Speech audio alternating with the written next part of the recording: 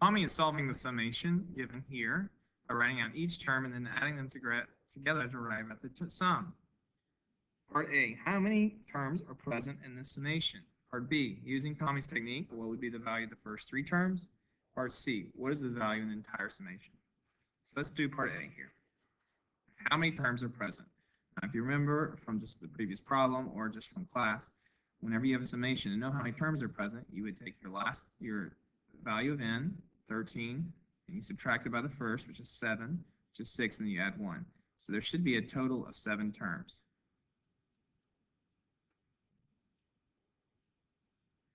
Okay, so that's how many terms are in this summation. And if you're not sure, just write them out. The n values are 7, 8, 9, 10, 11, 12, and 13. Count them up. 1, 2, 3, 4, 5, 6, 7. Since they already used the letter here, I'll just call it T. T equals 7. There are 7 terms. Okay, part B. Using Tommy's technique, what would be the value of the first 3 terms? So to get the first 3 terms, you just plug in. So to find a sub 1, I would plug in with an n of 7. So I'd say 3 times 7 squared minus 2 times 7. Now, 7 squared is 49. You multiply that by 3, which is 147, I believe, minus 14. I think we're going to get 133 here. Let's check the calculator first.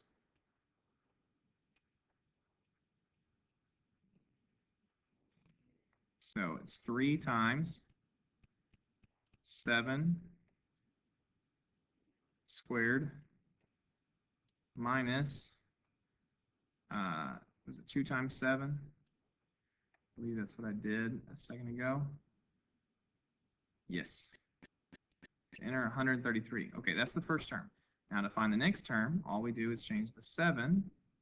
Instead of it being a 7, we're now saying n is 8. So I change this to an 8, and then I would do this again with it being a 9, just like this. And so these would be the first 3 terms. It would be 133,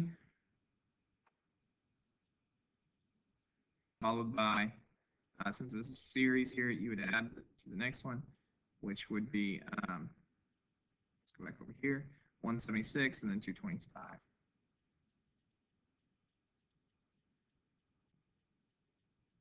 Okay, so that's the first 3 terms.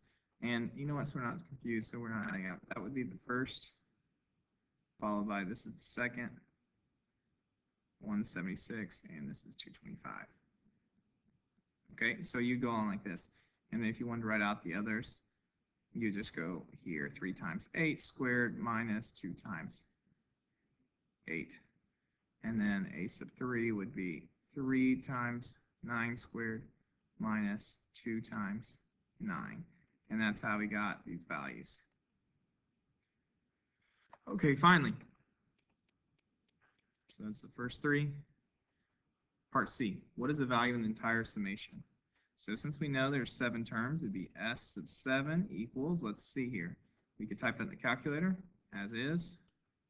So we go to summation is next to 9. At that, we had n equals 7. We go up to 13. The equation was 3 times n squared minus 2 times n, which would be 2044. And that'll be our answer, 2044.